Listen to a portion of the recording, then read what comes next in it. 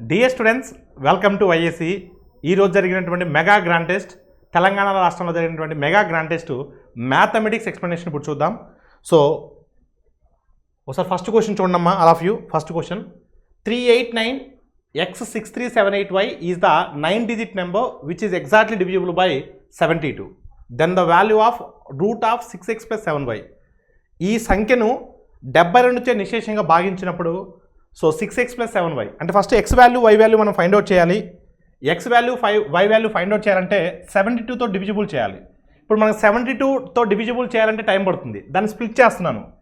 8 9గా split చేయొచ్చుగా. అంటే ఏదైనా ఒక సంఖ్య 8తో డివిజిబుల్ అవుతూ 9తో కూడా డివిజిబుల్ అవుతే ఆ సంఖ్య ఖచ్చితంగా 72 ఎక్కల్లో ఖచ్చితంగా డివిజిబుల్ అవుతుంది. అలా క్లియర్ అండి. మనకు 9కి డివిజిబిలిటీ రూల్ తెలుసు. ఏంటమ్మా, ఈ అంకెల మొత్తాన్ని కలిపితే ఆ 9తో నిశేషంగా భాగించబడితే అప్పుడు ఎంటైర్ ఆ యొక్క నెంబర్ అనేది 9 చే నిశేషంగా భాగించబడుతుంది. సో అంకెలన్నీ యాడ్ చేయనమ్మా. 3 + 8 11, 11 + 9 20, 20 + 6 26, 26 + 3 29, 29 + 7 36, 36 + 8 44, 44 + x + y. సో ఈ యొక్క సంఖ్యను మనము సో 9తో డివిజిబుల్ అవ్వాలి. ఇప్పుడు 9తో 44, 9తో 44 పోతుందా పోదు, కానీ x + y + సంథింగ్ పెట్టాలి కదా. So for example x + 1 place చేసి y + 0 ప్లేస్ చేశారనుకోండి, అప్పుడు మనకు 45 అవుతుంది. 9 టేబుల్లో పోతుంది, 9 టేబుల్లో పోతుంది. లేదా 0 1 ప్లేస్ చేసుకోవచ్చు, 9 టేబుల్లో పోతుంది. కానీ ఓన్లీ 9 టేబుల్లో పోతే మనకు 72 టేబుల్తో డివిజిబుల్ అవ్వదు, 8తో కూడా పోవాలి. అంటే 8 టేబుల్లో పోవాలి అంటే చివరి 2 డిజిట్స్ అనేవి ఒకసారికి మీరు చూడండి అమ్మా, చివరి 2 డిజిట్స్ అనేవి మనకు సో 8 టేబుల్లో పోవాలంటే 8తో డివిజిబుల్ అవ్వాలి. అంటే ఇక్కడ 10 తీసుకుంటే డివిజిబుల్ అవ్వచ్చేమో, డివిజిబుల్ అవ్వచ్చు. కానీ మనకి ఇక్కడ 10 తీసుకుంటే రూట్ 6 అనేది ఆప్షనే లేదు, రూట్ 6 అనేది ఆప్షన్ లేదు. అలా క్లియర్ అంటే రూట్ 7 కూడా ఆప్షన్ లేదు. అలాంటప్పుడు మనము 10కి వెళ్ళకూడదు, 01కి వెళ్ళకూడదు, 45కి వెళ్ళకూడదు. అంటే 9 టేబుల్లో 9 5 45 వస్తుంది. కానీ 45 తీసుకుంటే మనకి ఎలిజిబుల్ అవ్వట్లేదు, సాటిస్ఫై అవ్వట్లేదు. సో 9 టేబుల్లో 45 తర్వాత ఏమొస్తుంది, 54 వస్తుంది. అంటే 54 రావాలి అంటే ఇక్కడ మనం ఏం యాడ్ చేయాలి, ఒక 10 యాడ్ చేయాలి. 44కి 10 యాడ్ చేస్తే 54 వస్తుంది. అంటే మనము 6 4 తీసుకోవచ్చు కదా. 6 4 x ప్లస్లో 6 y ప్లస్లో 4 తీసుకుంటే టోటల్ 10 అవుతుంది. 10 + 44 54 అవుతుంది. మనకు y ప్లస్లో 4 తీసుకుంటే 84 అనేది 8 టేబుల్లో పోతుంది. 84 ఉన్నప్పుడు 8 టేబుల్లో పోతుంది. 8 టేబుల్లో పోవడం అంటే 2 టేబుల్లో పోయి 4 టేబుల్లో పోతుందంటే ఆటోమేటిక్గా 8 టేబుల్లో పోయినట్టే. అలా క్లియర్ అండి. అంటే 6 4 తీసుకుంటే మనకు సాటిస్ఫై అవుతుంది.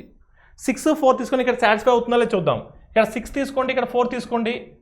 So 6 × 6 36, 7 × 4 28, 36 + 28 so 64. రూట్ 64 అంటే 8 కదా, రూట్ 64 అంటే 8 కదా. Yes.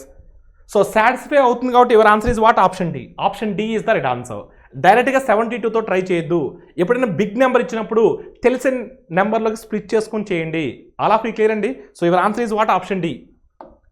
Question number 22, when 789781108536 are divided by maximum number, that is greatest number, and give the same remainder in each case, then what is the remainder? So ఇక్కడ ఈ 3 సంఖ్యలను ఒక గరిష్ట సంఖ్యచే భాగించినప్పుడు ప్రతి సందర్భంలోనూ ఒకే శేషం వచ్చే విధంగా, ఒకే సంఖ్యను శేషం ఇచ్చే విధంగా same reminder in each case. This is the very very important one. ఈ కీవర్డ్ ద్వారా మనం ఏం చేయాలంటే ఇచ్చినటువంటి 3 నెంబర్స్ని ఫస్ట్ 2 నెంబర్స్ యొక్క డిఫరెన్సు, లాస్ట్ 2 నెంబర్స్ యొక్క డిఫరెన్సు, ఫస్ట్ లాస్ట్ నెంబర్ యొక్క డిఫరెన్సెస్కి హెచ్సిఎఫ్ ఫైండ్ అవుట్ చేయాలి. అది గరిష్ట సంఖ్య అవుతుంది. ఆ గరిష్ట సంఖ్య వచ్చిన తర్వాత ఏదో ఒక సంఖ్యను మనం భాగిస్తే వచ్చేటువంటి శేషం మీ ఆన్సర్ అవుతుంది. మొదటి 2 నెంబర్స్కి డిఫరెన్స్ ఎంత, 213. లాస్ట్ 2 నెంబర్స్కి డిఫరెన్స్ ఎంత, 426. ఫస్ట్ లాస్ట్ నెంబర్స్కి డిఫరెన్స్ ఎంత, 639. ఫస్ట్ ఈ మూడింటికి మనం ఏం ఫైండ్ అవుట్ చేయాలి, హెచ్సిఎఫ్ ఫైండ్ అవుట్ చేయాలి, గసాబా ఫైండ్ అవుట్ చేయాలి.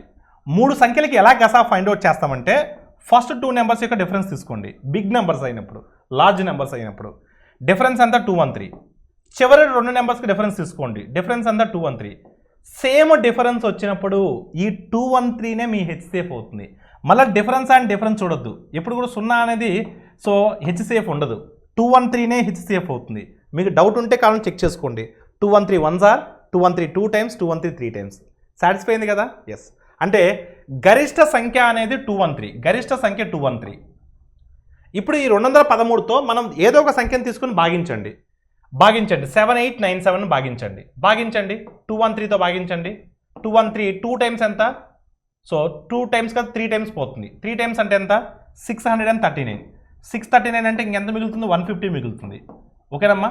ఎన్ని టైమ్స్ పోతుంది? 7 టైమ్స్ పోతుంది. 7 టైమ్స్ అంటే 1491. సో శేషం ఎంత వస్తుందండి? 16 వస్తుంది. శేషం ఎంత వస్తుంది? 16 వస్తుంది. So your answer is what? 16. Option C is the right answer. Next question చూడమ్మా. సింప్లిఫికేషన్ క్వశ్చన్ అడిగాడు. ఏ వాల్యూ ఇచ్చాడు, బి వాల్యూ ఇచ్చాడు. What is the value of A minus B అడిగాడు. ఒకసారికి మీరు చూస్తే 3 1/4ని ఎలా రాయొచ్చండి? డైరెక్ట్గా 4 3s 12, 12 + 1 13. 13/4 రాయొచ్చు కదా? 13/4 రాయొచ్చు. 13/4 ఇంటూ 4 1/4ని ఎలా రాయొచ్చు అండి? 4 1/4ని ఎలా రాయొచ్చు? సో 4 4s 16, 16 + 1 17, 17/4 రాయొచ్చు. 17/4. సో డివిజన్ని మల్టిప్లికేషన్గా రాస్తున్నాను. 34ను 1/34 రాస్తున్నాను. రాయొచ్చు కదా ఇలా? ఎస్. ఒకసారికి మీరు చూస్తే మైనస్ 47/32, 47/32, అదేవిధంగా ప్లస్ 47/36, 47/16. క్యాన్సిల్ అయ్యే టర్మ్స్ ఉంటే క్యాన్సిల్ చేయండి అమ్మా. 17 2s 34. ఇంకేమైనా క్యాన్సిల్ అవుతుందండి ఇక్కడ? క్యాన్సిల్ అవ్వదు. So 13/4 4s 16, 16 2s 32. అంటే ఎల్సిఎం అనేది 32 అవుతుంది. ఎల్సిఎం అనేది ఎంత అవుతుందమ్మా? 32 అవుతుంది. ఎల్సిఎం అనేది 32 అవుతుంది. సో ఎల్సిఎం 32 అవుతుందండి. 4 4s 16, 16 2s 32. So 32 1s 32, 32 1s 32, 113 times 13 minus 47 plus 16 2s 32, 2 47s 94. ఇప్పుడు 94లోంచి ఒక 47 సబ్ట్రాక్ట్ చేస్తే 47 ఉంటుంది. 47 + 13, 47 + 13 60, 60/32, 60/32. దీన్ని ఇలానే ఉంచండి అమ్మా. దీని వాల్యూ ఏంటమ్మా? ఏ. ఇది ఏ. మనకు బి వాల్యూ కావాలి ఇప్పుడు.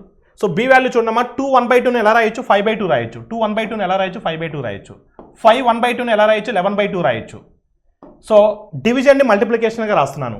1/55, 1/55 మైనస్ 11/10, మైనస్ 11/10. సో ఒకసారి జాగ్రత్త చూస్తే మీరు క్యాన్సిల్ అయ్యే టర్మ్స్ క్యాన్సిల్ చేయండి. 11 5s 55. ఎల్సిఎం ఎంత అవుతుందమ్మా? ఇక్కడ 2 ఉంది, ఇక్కడ 10 ఉంది, 10 ఉంది. ఎల్సిఎం 10 అవుతుంది. ఎల్సిఎం ఎంత అవుతుందమ్మా? 10 అవుతుంది. 2 ఎన్ని టైమ్స్ అమ్మా? 5 టైమ్స్. 5 5s 25, 5 5s 25, 25 ప్లస్ ఇక్కడ 10 ఉంది కదా, అంటే +1 ఉంటుంది. ఇక్కడ 10 ఉంది కదా, -11 ఉంటుంది. అంటే 11 నుంచి 1 సబ్ట్రాక్ట్ చేస్తే -10, -10 సబ్ట్రాక్ట్ చేస్తే ఎంతమ్మా? 15 సో 15/26, 15/10. B value 15/10. ఇప్పుడు మనకు కావాల్సింది ఏ మైనస్ బి. ఏ వాల్యూ ఎంతమ్మా? 60/32 కదా. 60/32ని ఎలా రాయొచ్చు మనం? 60/32 4 టేబుల్తో క్యాన్సిల్ చేయొచ్చు. 15/8. సో 15/8 రాయొచ్చు కదా దీన్ని. 15/8 మైనస్ 15/10, మైనస్ 15/10. 8కి 10కి ఎల్సిఎం ఎంతమ్మా? 8కి 10కి ఎల్సిఎం ఎంత? So it goes 2 table maximum. Smallest number goes 4 times 40. LCM is 40. 8 5s are 515 times 75. So 10 4s are 415 times 60. 75 minus 60 15. 15/40. 15/40. So 15/40 ఎలా రాయొచ్చమ్మా? 3 5s are 3 8s are. So your answer is what? 3/8. Your answer is what? 3/8. Option D is the right answer. Option D is the right answer. ABC spent 75%, 70%, 80% of their personal income respectively, while their savings are in the ratio of 20:9:8. The total income of ABC is 45,000. Then B's income is what? ABCలు తమ వ్యక్తిగత ఆదాయాల్లో వరుసగా 70%, 70%, 80% ఖర్చు చేయగా వారు తమ వ్యక్తిగత ఆదాయాల్లో ఆదా చేసిన మొత్తము 20:9:8 నిష్పత్తిలో ఉండును. ఏబీసీల ఆదాయాల మొత్తం 45,000 అయితే బి ఆదాయం ఎంత? ఒకసారి మీరు చూడండమ్మా. ఒకసారి మీరు చూడండి. ఏనవాడు 75% ఖర్చు చేశాడు తన ఆదాయంలో. 75% ఖర్చు చేశాడు అంటే ఎంత శాతం సేవ్ చేసి ఉంటాడు? 25% సేవ్ చేశాడు. మనకు ఆదా చేసినటువంటి రేషియో ఇచ్చున్నాడు. అంటే ఏ విషయానికి వస్తే ఇక్కడ మీరు జాగ్రత్తగా వినాలి. మీరు ఇక్కడ 75% ఖర్చు చేశాడు, 25% ఆదా చేశాడు. అంటే ఆ 25% అంటే ఎన్ని భాగాలు? 20 భాగాలు. 25% 20 భాగాలు అయినప్పుడు 100%. ఆదాయము అంటే ఇన్కము అంటే 100%. 25% 20 అయినప్పుడు 100% అంటే ఎంత? 25 నాలుగులు 24లు. ఏ యొక్క ఆదాయం 80. ఏ యొక్క ఆదాయం ఎంత? 80. అర్థమైందమ్మా నేను చెప్పింది? మళ్ళీ ఒకసారి చెప్తాను చూడండి.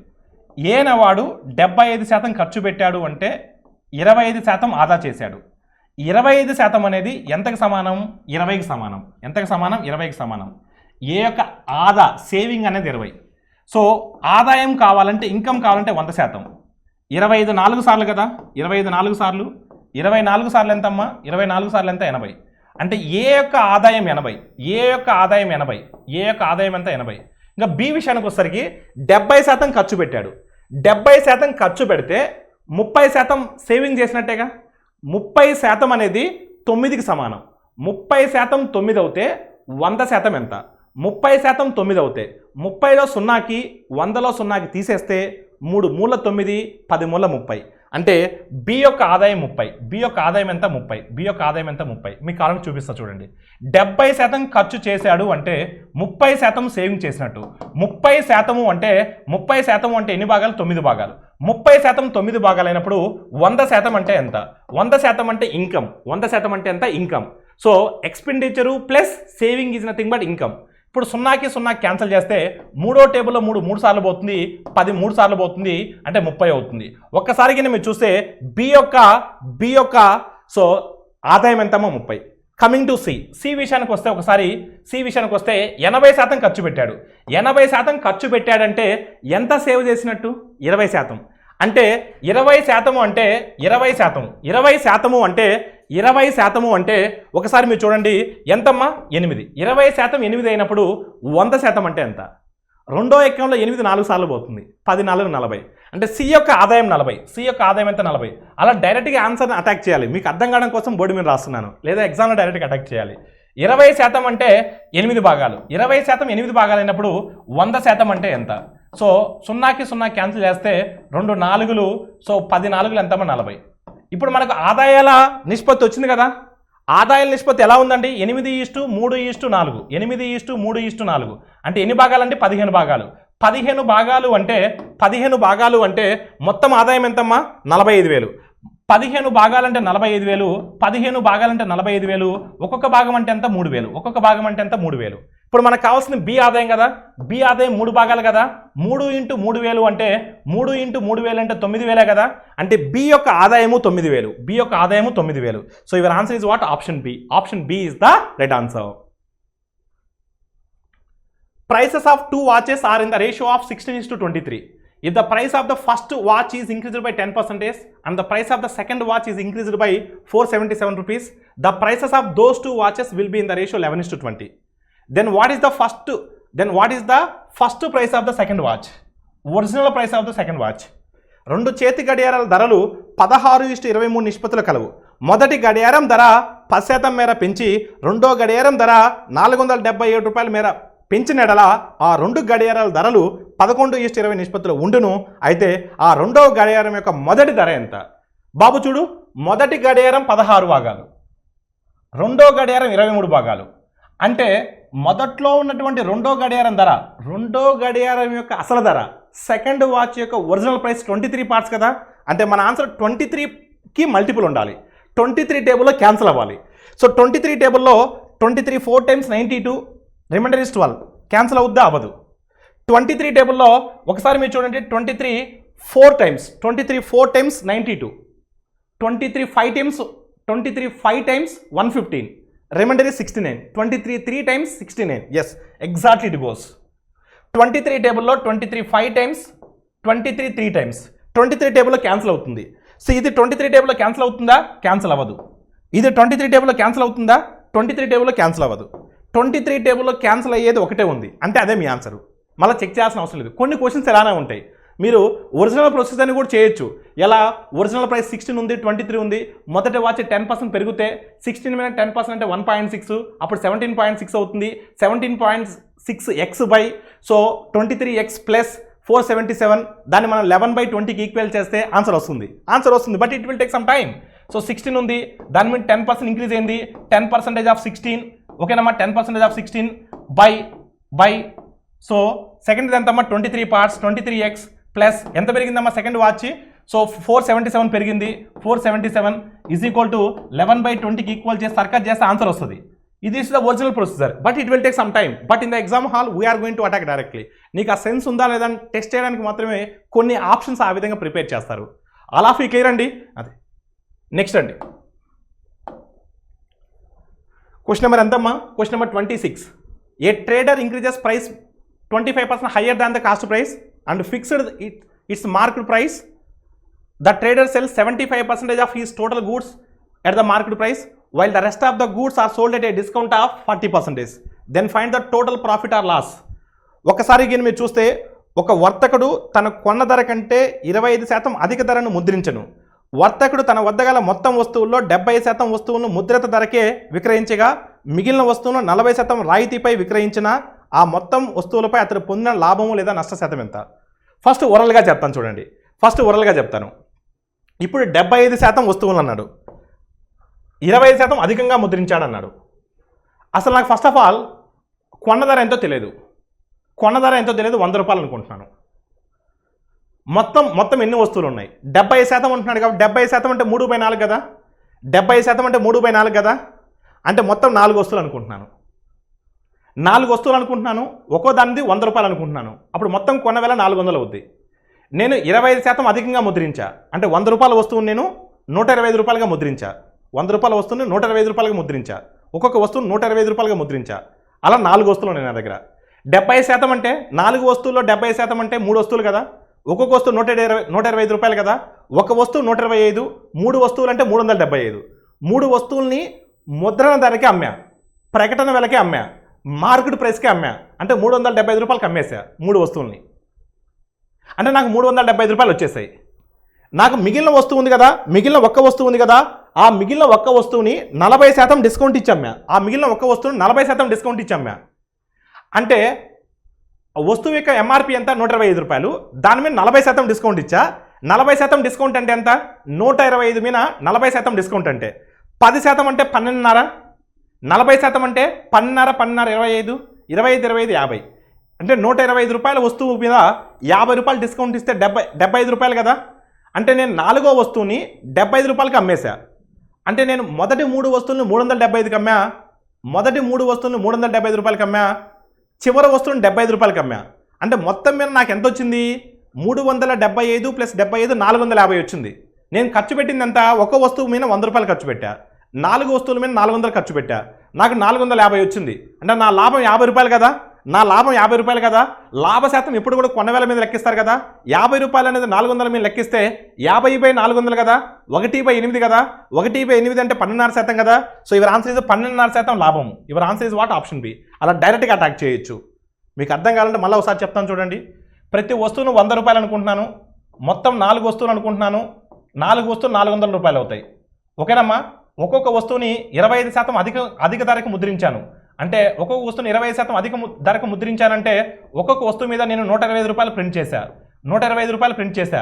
3 వస్తువుల్ని, ఈ 4 వస్తువుల్లో 3 వస్తువుల్ని ముద్రిత ధరకే, ముద్రిత ధర ఎంత? 125 రూపాయలు. 3 వస్తువులను ముద్రిత ధరకే అమ్మా. అంటే 3 × 125 375.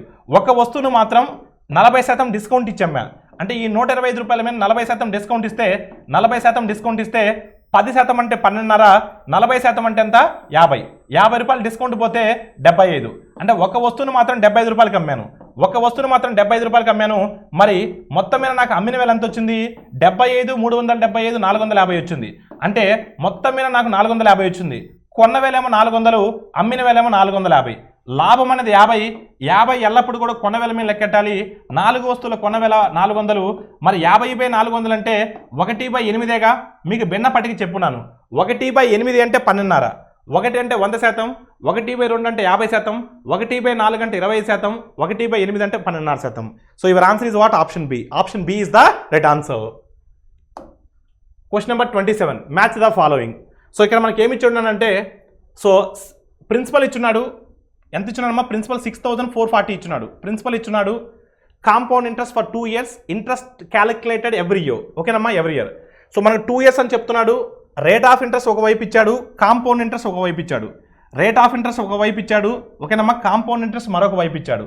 సో మ్యాచ్ చేయాలని అడుగుతున్నాడు. ఒకసారి చూద్దాం. ఆల్ ఆఫ్ యూ ఒకసారి జాగ్రత్త చూడండి ఆల్ ఆఫ్ యూ. 16 2/3% అంటే 1/6 ఫ్రాక్షన్ కదా, 1/6 ఫ్రాక్షన్ కదా. 1/6 ఆఫ్ 6440, 1/6, 6 టేబుల్లో 64 ఎన్ని టైమ్స్ పోతుంది, 6 టేబుల్లో 64 ఎన్ని టైమ్స్ పోతుందండి, 6 1s are 6, 6 48 అంటే 6 8s are 48, 6 0 times, 6 1s are 6, 6 8s are 48, 6 0 times. మొదటి సంవత్సరం వడ్డీ 1080 అవుతుంది, మొదటి సంవత్సరం చక్ర వడ్డీ 1080 అవుతుంది. రెండో సంవత్సరం చక్ర వడ్డీ అంటే మొదటి సంవత్సరం వడ్డీ ప్లస్ మొదటి సంవత్సరం వడ్డీ ప్లస్ వడ్డీ మీద వడ్డీ. అంటే ఈ 1080 మీద మళ్ళీ 1/6, 1/6 ఆఫ్ 1080, 6 టేబుల్ ఎన్ని టైమ్స్ పోతున్నాం, 18 టైమ్స్ పోతుంది అంటే 180. ఇది మొత్తం కూడా ఇది మొదటి సంవత్సరం చక్ర వడ్డీ, ఇది రెండో సంవత్సరం చక్ర వడ్డీ. 1080 2160, 2160 ప్లస్ 180 2340. అంటే మనకు 16.2/3% వడ్డీ రేటు ఉంటే మనకు 2340 రావాలి. మనకేం రావాలి, 2340 రావాలి. అంటే మనకు 3కి ఏ ఆప్షన్ ఉండాలి, 3కి ఏముండాలి, ఏ ఆప్షన్ ఉండాలి, 3కి ఏముండాలి, ఏ ఆప్షన్ ఉండాలి. సో 11.11% అంటే మీకు భిన్న పట్టికి చెప్పా, 1/9. దేని యొక్క భిన్నం, 1/9 యొక్క భిన్నం, 1 యొక్క 9 భిన్నము, 1/9 ఒక భిన్నం అమ్మా. ఇప్పుడు చూడండి 9తో క్యాన్సిల్ చేయండి అమ్మా దీన్ని. 9 ఏళ్ళ 63, 9 రోజుల 18. అంటే మొదటి సంవత్సరం చక్ర వడ్డీ 720, మొదటి సంవత్సరం చక్ర వడ్డీ 720.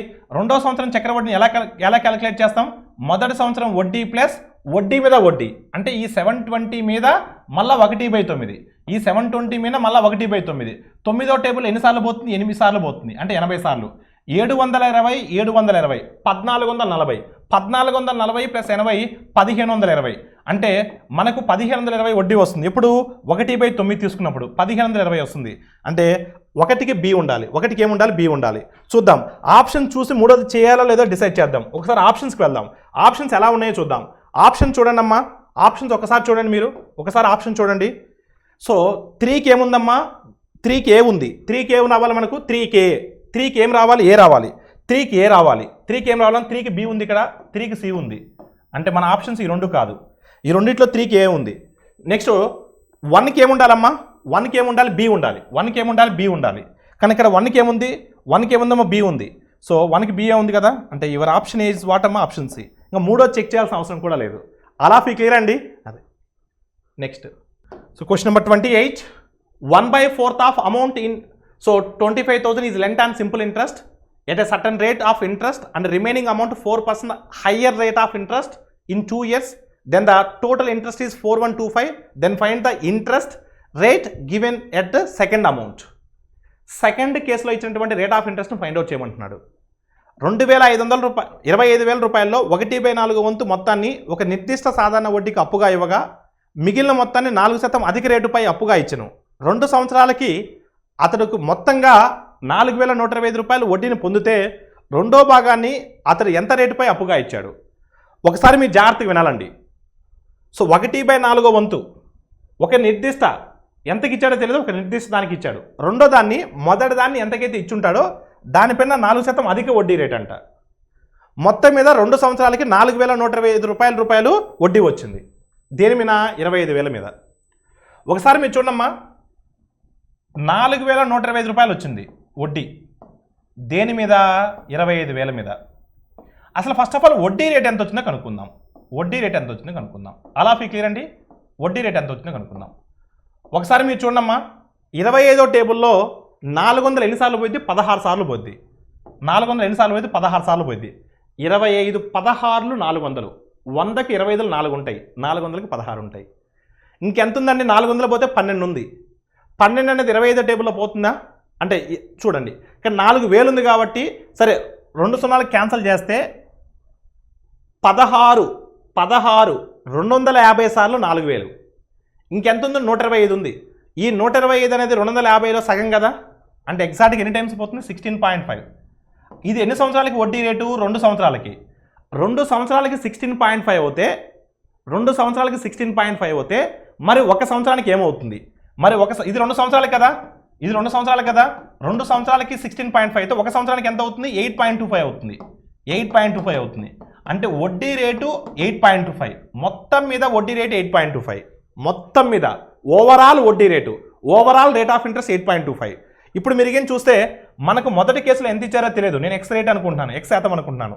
రెండో కేసులో x+4 4% అధికం కదా, x+4 మొత్తం మీద ఎంత వచ్చిందండి 8.25 వచ్చింది. మొత్తం మీద ఎంత వచ్చింది 8.25 వచ్చింది. ఈ నిష్పత్తి అనేది మొదటి భాగం 1/4 వంతు అన్నాడు. 1/4 వంతు అంటే ఒక భాగం మొదటి కేసులో మొత్తం 4 భాగాలు. మొత్తం 4 భాగాలు అంటే రెండో కేసులో ఎంత ఉండాలి 3 భాగాలు ఉండాలి. మొత్తం 4 భాగాలు, 4 భాగాల్లో ఒక భాగము మొదటి కేసు, మిగిలిన 3 భాగాలు రెండవ కేసు. అలా ఫీ క్లియర్ అండి. అదే ఒకసారికి మీరు చూస్తున్న ఇక్కడ ఇప్పుడు మనకు మన ఇక్కడ ఎక్స్ వాల్యూ అనేది 8.25 కన్నా తక్కువ ఉండాలి. సో దీని ఇక్కడ 8.25 మిడిల్ ఉండాలి, అంటే మన ఆన్సర్ 8.25 కన్నా ఎక్కువ ఉండాలి. సో 8.25 కన్నా ఎక్కువ ఉండాలి కాబట్టి సో మనం ఈ రెండింటిని డిలీట్ చేయొచ్చు. అంటే మన ఆన్సర్ ఏదో 9.5 ఉండాలి లేదా 9.25 ఉండాలి. ఎందుకంటే మనకు కావాల్సిన రెండో కేసు x+4 కావాలి మనకు. ఈ వాల్యూ అనేది ఖచ్చితంగా 8.25 కన్నా ఎక్కువే ఉంటుంది. ఈ వాల్యూ 8.25 కన్నా తక్కువ ఉంటుంది, కానీ ఈ వాల్యూ 8.25 కన్నా ఎక్కువ ఉండాలి. అలా ఎక్కువ ఉన్న ఆప్షన్స్ రెండే ఉన్నాయి. ఎక్కువ ఉన్న ఆప్షన్స్ రెండే ఉన్నాయండి. నేను 9.5 త్రూ ఆప్షన్ ద్వారా వెళ్తున్నాను. నేను x+4 అనేది నాకు కావాల్సింది x+4ఏ. x+4 అనేది నేను 9.5 తీసుకున్నాను అనుకోండి, సే ఫర్ ఎగ్జాంపుల్ 9.5 తీసుకున్నాను అనుకోండి, సే ఫర్ ఎగ్జాంపుల్. అప్పుడు x ఎంత అవుతుందండి, x ఎంత అవుతుందమ్మా 5.5 అవుతుంది. మరి ఇక్కడ సబ్స్టిట్యూట్ చేస్తే సాటిస్ఫై అవుతుందో లేదో చెక్ చేయాలి కదా మీరు. ఇప్పుడు చెక్ చేయండి అమ్మా. ఇక్కడ నేను 9.5 పెట్టేస్తున్నాను. ఇక్కడ 9.5 అంటే ఇక్కడ ఎంత రావాలి 5.5 రావాలి. ఇక్కడ ఎంత రావాలమ్మా 5.5 రావాలి, 5.5 రావాలి. ఓకేనమ్మా, సాటిస్ఫై అవుతుందో లేదో చెక్ చేయండి. ఇప్పుడు 5.5 ఇక్కడ సబ్స్టిట్యూట్ చేస్తే, ఇక్కడ 9.5 సబ్స్టిట్యూట్ చేస్తే 9.5కి 8.25కి డిఫరెన్స్ ఎంత అండి? డిఫరెన్స్ ఎంత? 8.25కి 9.5కి డిఫరెన్స్ ఎంత? ఒకసారి మీరు చూస్తే ఈ 8.25 9కి వెళ్ళాలంటే 0.75 ఉంది. 0.75 0.5 అంటే 1.25 ఉంది. ఎంత ఉందమ్మా 1.25 ఉంది. 5.5కి 8.25కి డిఫరెన్స్ ఎంత? 8.25కి ఈ డిఫరెన్స్ ఎంతమ్మా మనకు 5.5కి 8.25కి డిఫరెన్స్ ఎంత వస్తుంది? మనకు 3 వస్తుందా? 3 2.75 వస్తుంది. 2.75 వస్తుంది. 2.75 వస్తుంది. మరి 1.25 2.75. సో ఇది 3 టైమ్స్ ఉంటుందా? 3 టైమ్స్ ఉండదు. సో 3 టైమ్స్ ఉండదు కనుక 3 టైమ్స్ ఉండదు, సాటిస్ఫై అవ్వట్లేదు కనుక ఈ ఆప్షన్ కాదు.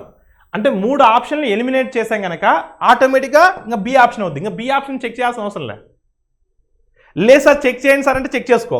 ఇప్పుడు మనం x+4 వాల్యూ 9.25 తీసుకుంటే అప్పుడు x వాల్యూ ఎంత అవుతుందండి? x వాల్యూ ఎంత అవుతుంది? 5.25 అవుతుంది. x వాల్యూ ఏమవుతుంది? 5.25 అవుతుంది. ఇక్కడ 5.25 ప్లేస్ చేస్తే ఇక్కడ 9.25 సబ్స్టిట్యూట్ చేస్తే డిఫరెన్స్ ఎంత? ఇక్కడ 1 వస్తుంది. డిఫరెన్స్ ఎంత వస్తుంది? 1 వస్తుంది. 5.25 8.25 డిఫరెన్స్ 3ఏగా. 5.25కి 8.25కి డిఫరెన్స్ 3నేగా, అంటే 1:3నే కదా, సాటిస్ఫై అయింది కదా. So your answer is what? Option B. అలా చెక్ చేయాల్సిన అవసరం లేదు. అలా ఫీ క్లియర్ అండి. అదే question number 29. The earnings of A and B are in the ratio of 3:5. A and B can save 3,600 and 5,600 respectively. Expenditure of A is 57 1/7% of expenditure of B. Then the total income of A and B is what? ఏబీలు ఆదాయాలు 3:5 నిష్పత్తిలో కలవు. ఏబీలు వరుసగా 3,600 రూపాయలు 5,600 రూపాయలను ఆదా చేసుకునేను. ఏ యొక్క ఖర్చు B యొక్క ఖర్చులో 57 1/7% అయితే ఏబీల ఆదాయాల మొత్తం ఎంత? 57 1/7%. 57 1/7% అంటే 4/7 భిన్నం. మీకు చాలా క్లియర్గా చెప్పున్నాను. 1/7 అంటే 14 2/7%. 14 2/7%. ఆల్ ఆఫ్ యూ క్లియర్ అండి. అదే మరి 57 1/7 అంటే 4/7 అంటే ఏ యొక్క ఖర్చు బి యొక్క ఖర్చులో 4/7 వంతు, అంటే ఏ ఖర్చు 4 భాగాలు, బి ఖర్చు 7 భాగాలు. చూడమ్మా, ఖర్చు ప్లస్ ఆదాయము అంటే ఖర్చు ప్లస్ ఆదా, ఖర్చు plus savings, expenditure plus saving అంటే ఇన్కమ్. చూడమ్మా, ఏ యొక్క ఆదాయం సేవింగ్ ఎంత? ఏ యొక్క సేవింగ్ ఎంత? 3,600. 3,600 plus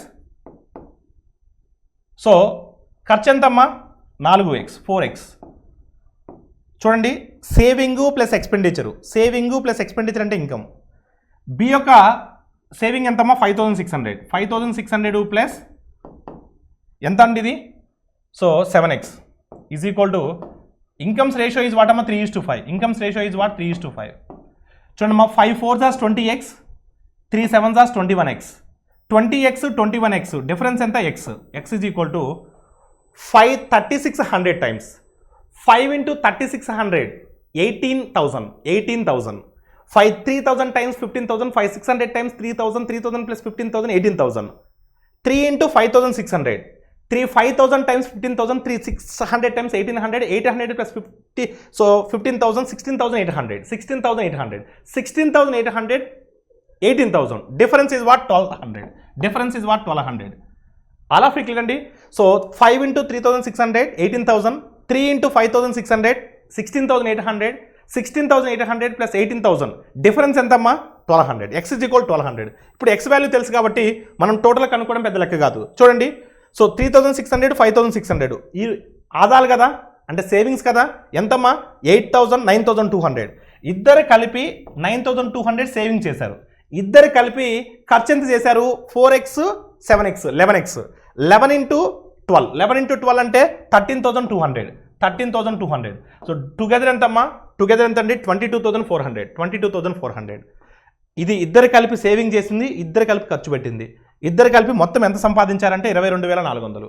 so your answer is what? Option A. Question number 30. ABC will start a business in a partnership with investments of 4:2:9. Every 3 months, A decreases half of his investment, while at the same time B rises double his investment, while C keeps his investment unchanged.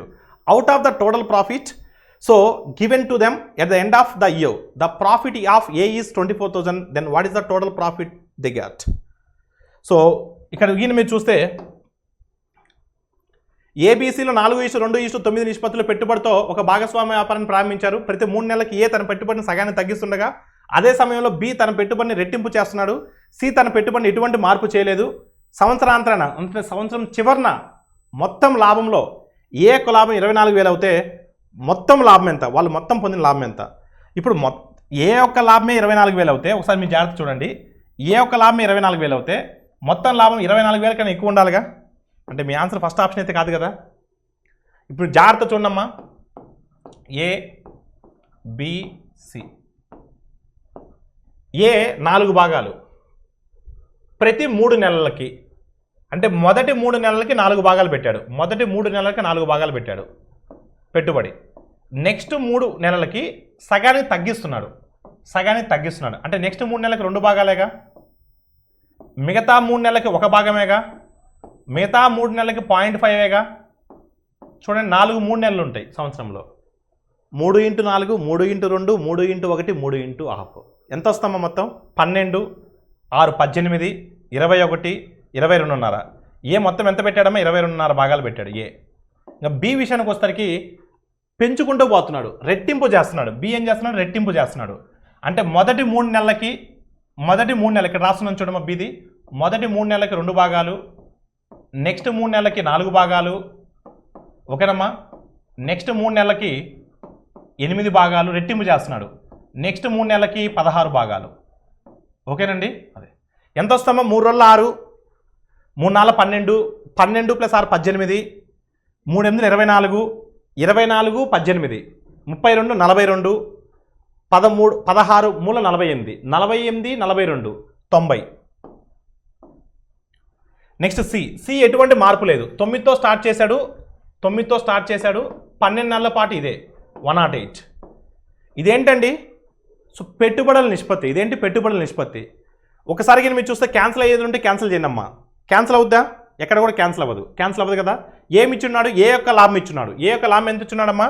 So 24,000 ఇచ్చున్నాడు. ఎంత ఇచ్చున్నాడమ్మా? 24,000 ఇచ్చున్నాడు. 24,000. So 22.5 how many times it goes? That many times it goes. ఒకసారి మీరు చూస్తే 108 + 90 198. 198కు 2 add చేస్తే 200. 200 + 20 అంటే 220.5. That money times it goes. ఒకసారి మీరు జాగ్రత్త చూస్తే మళ్ళీ చేయాల్సిన అవసరం లేదండి. ఇప్పుడు ఇది 22.5 ఉంది కదమ్మా. 22.5 ఉంది. ఇది ఎన్ని టైమ్స్ పోతుందో అన్ని టైమ్స్ ఇది పోతుంది కదా. దీనికి 10 టైమ్స్ అంటే 225 కదా. దీనికి 10 టైమ్స్ అంటే 225 కదా. కానీ ఇది 225 కన్నా కొంచెం తక్కువ ఉంది. దీనికి 10 టైమ్స్ అంటే ఎంత? 2,40,000. అంటే మన ఆన్సర్ 2,40,000కి తక్కువగా ఉండాలి, దానికి దగ్గరగా ఉండాలి. 2,40,000కి దగ్గరగా ఉండాలి, తక్కువగా ఉండాలి. చూడమ్మా, 2,40,000కి ఏది దగ్గరగా ఉంది? 2,40,000కి ఏది దగ్గరగా ఉంది? 2,40,000కి ఏది దగ్గరగా ఉంది? 2,35,200. 2,35,200. అంతేగాని క్రాస్ మల్టిప్లై చేసి సర్కట్ చేయడం కాదు. నేను చెప్పింది అర్థమైందా? 22.5 ఉంది, 220.5 ఉంది. 22.5 10 టైమ్స్ అంటే 225. ఇది 225 కన్నా కొంచెం తక్కువగా ఉంది. ఇది కూడా 10 టైమ్స్ వేసుకో. 10 times 10 times approximately 10 times. 24,000 into 10 times అంటే 2,40,000. దానికన్నా దగ్గరగా, దానికి క్లోజర్గా ఉన్న ఆప్షన్ ఒకటే ఉంది. క్రాస్ మల్టిప్లై చేసి సర్కట్ చేయొద్దు. అలా ఫీ క్లియర్ అండి. So your answer is what? Option C. Question number 31. If the average of 13 distinct positive integers is 58, maximum how much integer can be greater than how many integers? How many integers can be greater than 58? How many integers can be greater than 58? 13 విభిన్న ధనపూర్ణ సంఖ్యల సరాసరి 58 అయితే గరిష్టంగా ఎన్ని సంఖ్యలు వాటిల్లో 58 కంటే గరిష్టంగా ఉండగలవు? చాలా జాగ్రత్త వినాలి. విభిన్న డిస్టింక్ట్ ధనపూర్ణ సంఖ్యలు, పాజిటివ్ ఇంటీజర్స్. సో 13 ఉన్నాయండి, అవి కూడా విభిన్నంగా ఉండాలి. వాటి యొక్క సగటు ఎంతమ్మా? 58. సరాసరి 58. ఎన్ని సంఖ్యలు 58 కంటే ఎక్కువగా గరిష్టంగా ఉండగలవు అనేది అడుగుతున్న క్వశ్చన్. సో ఫర్ ఎగ్జాంపుల్ నేను ఒకసారి జాగ్రత్త చూడమ్మా. ఆ 13 వాటిని కూడా, 13 సంఖ్యలను కూడా నేను 58, 58, 58 అని రాసుకుంటున్నాను. మీకు అర్థమయ్యే విధంగా కావాలి అంటే సో ఫస్ట్ చెప్తాను, దాని తర్వాత మీకు షార్ట్ కట్ ఏంటో తర్వాత చెప్తాను. 58, 58, 58, 58 అలా 13 రాసుకున్నామ్మా. సో 2, 4, 6, 8, 9, 10, 11, 12, 13 జస్ట్ 58, 58 రాసుకోండి. ఇప్పుడు ప్రతి సంఖ్య కూడా 58 అవుతాయి, సరాసరి కూడా 58 అవుతుంది కదా. ఇప్పుడు నాకు విభిన్నం కావాలి అంటే డిఫరెంట్ కావాలి, అన్నీ కూడా డిఫరెంట్ కావాలి. డిఫరెంట్ కావాలి అంటే ఒక సంఖ్యను తగ్గిద్దాం. 58 మ్యాక్సిమం ఎంత చేయాలి? 1 చేయగలం, అంతే కదా. 0 అయితే చేయలేం, ఎందుకంటే ధనపూర్ణ సంఖ్యలు అన్నాడు. 1 తగ్గించాలి. అంటే 58ని 1కి చేస్తున్నానంటే, 1 తగ్గిస్తున్నానంటే ఎంత తగ్గించాను? 57 తగ్గించాను. ఈ 57 ఏం చేయాలి? మిగతా వాటికి యాడ్ చేయాలి. ఎలా యాడ్ చేయాలి? మనకు విభిన్న సంఖ్యలు కావాలి కాబట్టి దీనికి 1 యాడ్ చేస్తా, దీనికి 2 యాడ్ చేస్తా, దీనికి 3 యాడ్ చేస్తా, 4, 5, 6, 7, 8, 9, 10 యాడ్ చేస్తున్నాను. మొదటి 10 సంఖ్యల మొత్తము, మొదటి n సహా సంఖ్యల మొత్తం, మొదటి 10 సహా సంఖ్యల మొత్తం 55.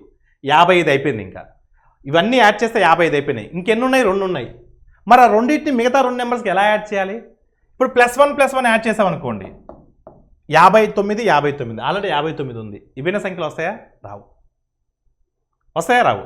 లేదా ఒకదానికి 2 యాడ్ చేసి ఒకదానికి 0 యాడ్ చేస్తే మరి 60 వచ్చేది కూడా ఉంది కదా. అంటే ఒక సంఖ్యను తగ్గిస్తే మిగతా 12ని మనం గరిష్టంగా చేయగలమా? చేయలేము. ఒకదాన్ని తగ్గిస్తే మనకు ఆన్సర్ వస్తుందా? రావట్లేదు. ఒకదాన్ని తగ్గిస్తే రాదు. అంటే 12 మనం గరిష్టంగా చూపించలేం, 12 గరిష్టంగా చూపించలేం. కానీ మరొక సంఖ్యను కూడా తగ్గిస్తే, ఇప్పుడు దీనికి 1 చేసా, దీన్ని 2కి డిక్రీజ్ చేస్తే, దీన్ని ఇంకొక సంఖ్యను 2కి డిక్రీజ్ చేస్తే ఇక్కడ ఒక 56 వస్తుంది కదా. ఈ 57, ఈ 56ని మొత్తం కలిపి మిగతా వాటికి నీట్గా డిఫరెంట్ నెంబర్స్కి యాడ్ చేస్తే అప్పుడు విభిన్న ధనపూర్ణ సంఖ్యలు వస్తాయి కదా. 1కి ఆల్మోస్ట్ మనకు 2 కాకుండా మిగతా అయిన విభిన్నే వస్తున్నాయి.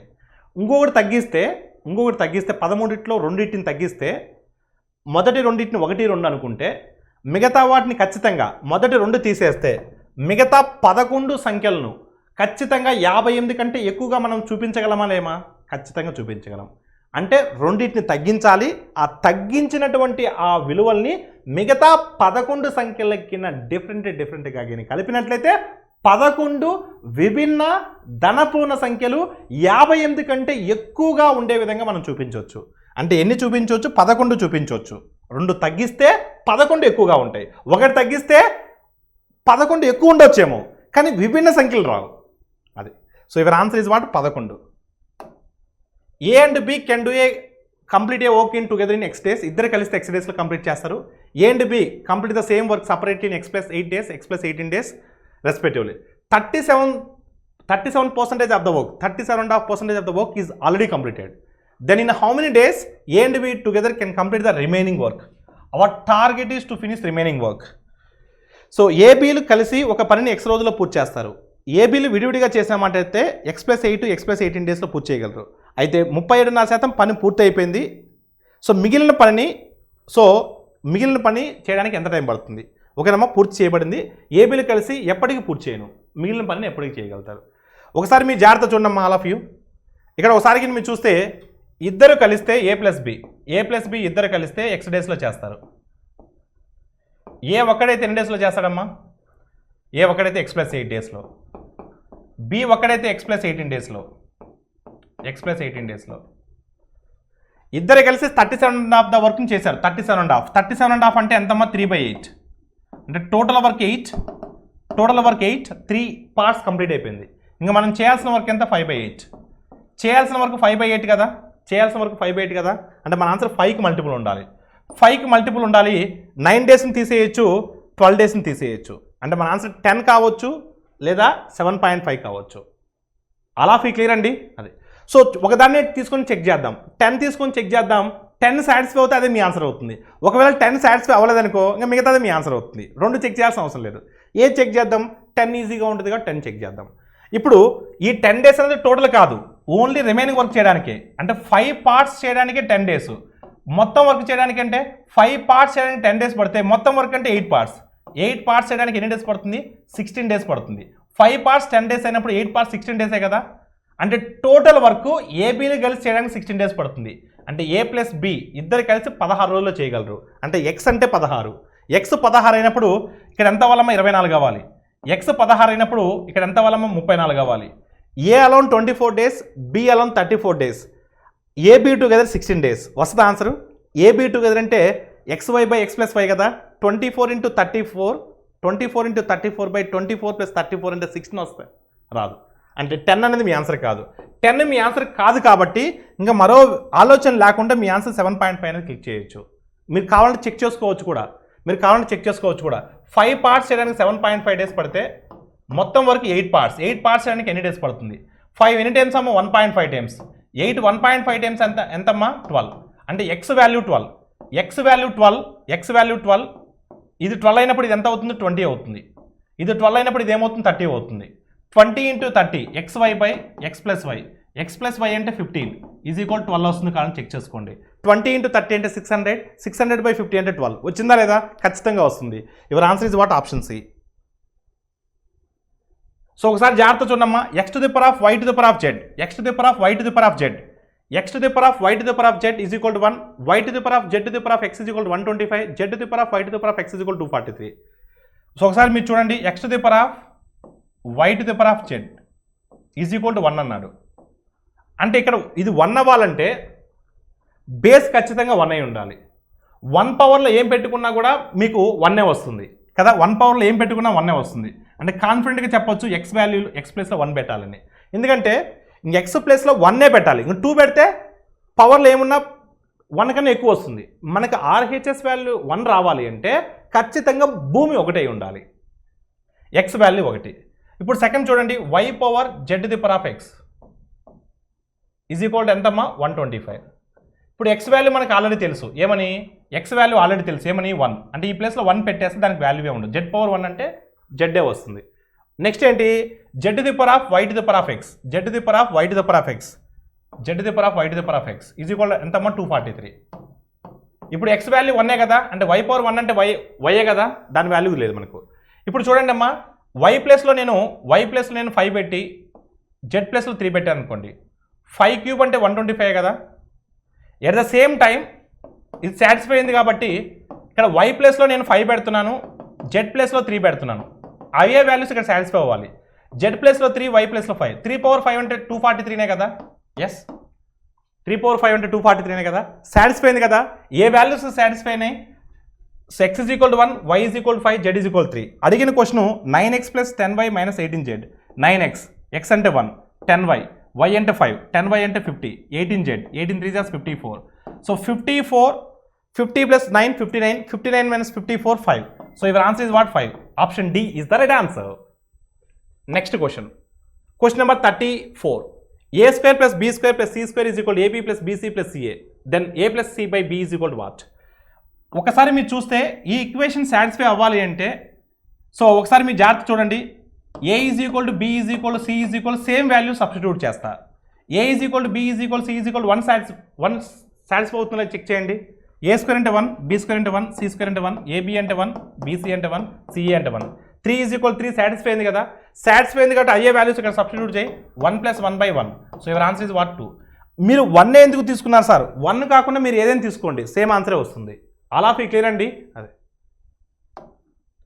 ఇన్ అన్ ఎగ్జామినేషన్ ఒకసారి జాగ్రత్త చూడమ్మా. In an examination A candidate has to pass in each of the 6 subjects. In how many ways he can fail? ఒక పరీక్షలో ఉత్తీర్ణత కావడానికి ఒక విద్యార్థి ఆ పరీక్షలో గల 6 పేపర్లలో ఉత్తీర్ణుడు కావాలను. ఆ పరీక్షలో ఆ విద్యార్థి ఎన్ని విధాలుగా విఫలం కాగలడు? అంటే 6 సబ్జెక్ట్స్లో పాస్ అయితేనే పాస్ అయినట్టు, 6 సబ్జెక్టులో పాస్ అయితేనే పాస్ అయినట్టు. ఏ ఒక్క సబ్జెక్టు ఫెయిల్ అయినా ఫెయిల్ అయినట్టే. అయితే ఎన్ని రకాలుగా విఫలం కావచ్చు? ఇప్పుడు 6 సబ్జెక్ట్స్ ఉన్నాయండి, ఒక సబ్జెక్టు పోయినా పోయినట్టే. 6 సబ్జెక్టులో ఒక సబ్జెక్టు ఫెయిల్ అయినా ఫెయిల్ అయినట్టే. 6-1 లేదు, లేదా అంటే ప్లస్. 2 సబ్జెక్ట్స్ పైన ఫెయిల్ అయినాడు ఫెయిల్ అయినా అంటారు. 3 సబ్జెక్టుల పైన ఫెయిల్ అయినట్లే అంటారు. 4 సబ్జెక్టుల పైన ఫెయిల్ అయినట్టు అంటారు. 5 సబ్జెక్టుల పైన ఫెయిల్ అయ్యి అంటారు. 6 సబ్జెక్టుల పైన కూడా ఫెయిల్ అయ్యి అంటారు. అవునా కదా? ఒక్క సబ్జెక్టు పైన ఫెయిల్ అయ్యి అంటారు, 2 సబ్జెక్టులు ఫెయిల్ అయినా ఫెయిల్ అయ్యి అంటారు, 6 సబ్జెక్టుల పైన ఫెయిల్ అయ్యి అంటారు. ఫెయిల్ 6 సబ్జెక్టులు పాస్ అయితేనే నువ్వు పాస్ అయినట్టు. సో ఇన్ని వేస్లో మీరు ఫెయిల్ అవ్వడానికి అవకాశాలు ఉన్నాయి. 6C1 అంటే 6A, 6C6 అన్నా కూడా 1A, 6C1 అంటే 6, 6C6 అంటే ఎంతమ్మా 1, దీని వాల్యూ ఎంత 1.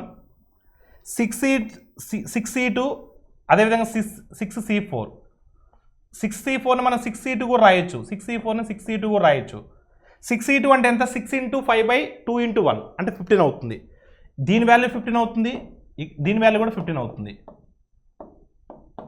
6C5 అంటే ఎంతమ్మా 6A ప్లస్ 1, దీని వాల్యూ ఎంత 1. 6C3 అంటే 6 × 5 × 4/3 × 2 × 1. 3 2s are 6, 6 6 క్యాన్సిల్ అవుతుంది, 5 4s are 20. ఇప్పుడు చూడమ్మా.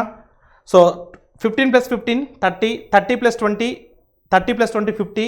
So 50 + 12, 50 + 12 62, 62 + 1 63. So your answer is what? 63. So option C is the right answer. A problem in algebra is given to two students A and B. The probability that they will get the solution is 1/3, 1/4 respectively. Then find the probability of only one of A and B will get the solution. బీజగణితంలో ఒక సమస్యను 2 విద్యార్థులకు ఇస్తే వారు సాధించేటువంటి సంభావిత 1/3, 1/4. అయితే ఏబిలో ఒక్కరు మాత్రమే సమస్యను సాధించాలి. అంటే ఏ సాల్వ్ చేస్తే బి సాల్వ్ చేయకూడదు, ఏ సాల్వ్ చేయకపోతే బి సాల్వ్ చేయాలి. అంటే ఇక్కడ ఏంటంటే ప్రాబబిలిటీ ఆఫ్ ఏ అంటే ఏ సక్సెస్ అవుతే ఇదే కేసులో బి సక్సెస్ అవ్వకూడదు. P' ఇక్కడ ఏ సక్సెస్ అవుతున్నాడు, బి ఫెయిల్ అవుతున్నాడు. అంటే ఒక్కరు మాత్రమే సక్సెస్ అవుతున్నారు. లేదా బి పాస్ అయ్యాడు అనుకోండి, బి సాల్వ్ చేస్తున్నాడు అనుకోండి, ఏ సాల్వ్ చేయకూడదు. అంటే ఇదైనా జరగాలి లేదా ఇదైనా జరగాలి. లేదా వచ్చినప్పుడు ప్లస్ తీసుకోవాలి, మరియు వచ్చినప్పుడు ఇంటూ తీసుకోవాలి. ఇప్పుడు ఏ సాధించడానికి ప్రాబబిలిటీ ఎంత? 1/3. ఏ సాధించడానికి 1/3, ఏ సాధించడానికి 1/3. చూడమ్మా, ఏ సాధించడానికి 1/3, సాల్వ్ చేయడానికి 1/3. మరి సాధించడానికి 1/3 అయినప్పుడు సాధించకపోవడానికి ఫెయిల్ అవ్వడానికి ఎంత ఛాన్స్ ఉంటుందో? 2/3 ఉంటుంది. అంటే పాస్ అవ్వడానికి 1/3 ఉన్నప్పుడు ఫెయిల్ అవ్వడానికి 2/3 ఉంటుంది. ఆ సమ్మును సాల్వ్ చేయడానికి 1/3 ఉన్నప్పుడు ఆ సమ్మును సాల్వ్ చేయకపోవడానికి 2/3 ఉంటుంది. అదేవిధంగా బి విషయానికి వస్తే బి సాల్వ్ చేయడానికి 1/4 ఉంది. మరి సాల్వ్ చేయకపోవడానికి ఎంత ఉంటుందండి? సాల్వ్ చేయకపోవడానికి ఎంత ఉంటుందమ్మా? 3/4 ఉంటుంది. ఇప్పుడు సబ్స్టిట్యూట్ చేయండమ్మా. బి సాల్వ్ చేయకపోవడానికి 3/4, బి సాల్వ్ చేయడానికి 1/4, ఏ సాల్వ్ చేయకపోవడానికి 2/3. ఎల్సిఎం ఎంత అండి? 12. ఎల్సిఎం ఎంత? 12. 3 + 2 ఎంతమ్మా? 5. So your answer is what? So 2/3. So your answer is what, amma? 5/12. Your answer is what? 5/12. 5/12. Option C is the right answer. Question number 37. A number x from 1, 2, 3 and so on 100 was randomly drawn. Then what is the probability of becoming? So x plus 100 by x is greater than 29. అది 29 కన్నా ఎక్కువ ఉండాలి. Probability ఎంత అంటే ఈ 100లో యాదృచ్ఛికంగా ఒక సంఖ్యను తీస్తే x అనే సంఖ్యను తీస్తే మరి ఈ వాల్యూ అనేది ఈ టోటల్ వాల్యూ అనేది గ్రేటర్ దాన్ 29 అయ్యేందుకు సంభావ్యత ఎంత? ఇప్పుడు x ప్లేస్లో 1 తీసుకున్నాను అనుకోండి, x ప్లేస్లో 1 తీసుకున్నాను అనుకోండి, 1 తీసుకుంటే ఇది గ్రేటర్ దాన్ 29 కదా, ఈ వాల్యూ గ్రేటర్ దాన్ 29 కదా, మాట్లాడాలండి, ఈ వాల్యూ గ్రేటర్ దాన్ 29 కదా, x ప్లేస్లో 1 తీసుకుంటే ఎస్. అదేవిధంగా ఒకసారి మీరు గురించి చూస్తున్నట్లయితే x ప్లేస్లో 2 తీసుకున్నాను అనుకోండి, 2 తీసుకుంటే ఏమవుతుందండి, 2 తీసుకుంటే ఏమవుతుంది, 2 + 100/2 అంటే ఎంత, 2 + 100/2 అంటే 52. 52 అనేది గ్రేటర్ దాన్ 29 కదా, గ్రేటర్ దాన్ 29 కదా. అదేవిధంగా x ప్లేస్లో 3 తీసుకున్నాం అనుకోండి, 3 తీసుకుంటే 3 + 100/3, 3 + 100/3 అంటే 100/3 అంటే 33 1/3, 33 1/3 + 2 అంటే 35 1/3 అంటే ఖచ్చితంగా గ్రేటర్ దాన్ 29 కదా, ఎస్. కానీ x = 4 తీసుకుంటే 4 + 100/4 25 + 4 29 ఈక్వల్ టు 29 అయింది, గ్రేటర్ దాన్ 29 అవ్వట్లేదు అంటే 4 తీసుకోకూడదు. నెక్స్ట్ 5 తీసుకున్న అలానే వస్తుంది, 6 తీసుకున్న అలానే వస్తుంది, 7 తీసుకున్న అలానే వస్తుంది. మినిమం మనకు ఈ వాల్యూ 29 కావాలి కాబట్టి మినిమం ఈ వాల్యూ 24 తీసుకున్నాం అనుకోండి. ఫర్ ఎగ్జాంపుల్ x = 24 తీసుకున్నాం అనుకోండి, 24 తీసుకుంటే 24 + 100/24, 100/24 తీసుకుంటే 100/24 అంటే 4 point something, 24 + 4 point something 28 point something అంటే 24 తీసుకున్న ఎలిజిబుల్ కామ్. 25 తీసుకున్నాం అనుకోండి, 25 తీసుకున్నాం అనుకోండి, ఇప్పుడు 25 + 100/25, 100/25 అంటే 25 + 4 29 వస్తుంది, 25 కూడా ఎలిజిబుల్ కాదు. 26 తీసుకున్నాం అనుకోండి, ఖచ్చితంగా సాటిస్ఫై అవుతుంది. 26 + 100/26, 100/26 అంటే 3 పాయింట్ సంథింగ్, 3 పాయింట్ సంథింగ్ + 26 అంటే 29 point something, that should be greater than 29 కదా. అంటే మనకి ఇక్కడ మొదటి 3 తీసుకోవచ్చు, 26 నుంచి మళ్ళీ 100 వరకు తీసుకోవచ్చు. అంటే తీసుకోలేకపోయినటువంటివి ఏంటివి, 4 నుంచి 25 వరకు తీసుకోలేము. అంటే 4 నుంచి 25 వరకు అంటే 22 తీసుకోలేము. మొత్తం 100లో 22 తీసుకోలేము. ఎన్ని తీసుకోవచ్చు, 78 తీసుకోవచ్చు. అంటే మొత్తం 100లో x ప్లేస్లో మనం మొదటి 3 అదేవిధంగా చివరి 25 తీసుకోవచ్చు. అంటే 0.78 ప్రాబబిలిటీ ఎంత, 0.78 అంటే ఏమేమి తీసుకోవచ్చు అంటే 1 తీసుకోవచ్చు, 2 తీసుకోవచ్చు, దాని తర్వాత 26 తీసుకోవచ్చు, 27 తీసుకోవచ్చు, and so on up to 100 వరకు తీసుకోవచ్చు. ఇవి ఎన్నయ్యా అంటే 78, 100లో 78 అంటే 78. సో 0.78 సంభావ్యత. ఆల్ ఆఫ్ యూ క్లియర్ అండి. Question number 38. Radius of the conical tent is 7 meters and its height is 10 meters. The cloth with required to build the tent is 2 meters. Then what is the length of the cloth? 10 మీటర్ల ఎత్తుగల శంకువాకారంలో ఉన్న గూడారం యొక్క భూ వ్యాసార్థం 7 మీటర్లు. So గూడారం నిర్మించడానికి కావాల్సిన గుడ్డ వెడల్పు 2 మీటర్లు అయితే సో ఆ గుడ్డ పొడవు ఎంత? ఇక్కడ మనకు గూడారం నిర్మించడానికి కావాల్సినటువంటి క్లాత్ అడుగుతున్నారు. టెంట్ ఫామ్ చేయడానికి కావాల్సినటువంటి క్లాత్ అడుగుతున్నారు. ఎప్పుడైనా సరే ఈ కొనికల్ టెంట్ ఏర్పరచడానికి కావాల్సిన క్లాత్ అడిగితే మనం ఫైండ్ అవుట్ చేయాల్సింది curved surface area. Curved surface area. So curved surface area of A conical tent. So శంకు అంటే మనం πRL తీసుకుంటాం, πRL. ఆర్ అంటే భూ వ్యాసార్థం, ఆర్ అంటే ఏంటి, భూ వ్యాసార్థం. ఎల్ అంటే స్లాంట్ హైట్, సో వాలు ఎత్తు. ఓకేనమ్మా. ఇక్కడ మనకు సో ఏమిచ్చున్నాడు, ద రేడియస్ ఇచ్చున్నారు 7 meters అండ్ ఇట్స్ హైట్ ఇచ్చున్నారు 10 meters. అంటే ఒకసారి కింద మీరు చూసినట్లయితే ఇక్కడ మీరు ఏం చూసినట్లయితే భూ వ్యాసార్థం ఇచ్చున్నారు, అదేవిధంగా ఎత్తు ఇచ్చున్నారు. ఎత్తు ఎంతమ్మా 10. సో రేడియస్ ఎంత ఇచ్చున్నారండి, 7 ఇచ్చున్నారండి. రేడియస్ ఎంత ఇచ్చున్నారు, 7 ఇచ్చున్నారు. రేడియస్ 7, ఎత్తు ఎంతమ్మా 10. మనకు కావాల్సింది ఏంటండి, సో స్లాంట్ హైట్ కూడా కావాలి. 10² అంటే 100, 7² అంటే 49. So √ of 149. Slant height it is what, √ of 149. ఇప్పుడు మనం చూడండి అమ్మా, curved surface area 22/7 into R అంటే 7 ఇంటూ. సో మనకు కర్వ్డ్ సర్ఫేస్ ఏరియా దేనికి సమానం, ఆ క్లాత్ యొక్క వైశాల్యానికి సమానం, ఆ క్లాత్ యొక్క ఏరియాకి సమానం. సో మనకు ఆల్రెడీ వెడల్పు ఇచ్చున్నాడు, బ్రెత్ ఇచ్చున్నాడు, మనం లెంత్ కనుక్కోవాలి. లెంత్ ఇంటూ బ్రెత్ ఇది nothing but area. So length మనకు తెలియదమ్మా, లెంత్ మనం కనుక్కోవాలి. వెడల్పు ఎంత ఇచ్చున్నాడు, 2 ఇచ్చున్నాడు, ఇంటూ ఎల్. ఎల్ అంటే √149 కదా, √149 కదా. దీన్ని మనం 12 పాయింట్ సంథింగ్ అనుకోవచ్చా, 12 పాయింట్ సంథింగ్ అనుకోవచ్చా?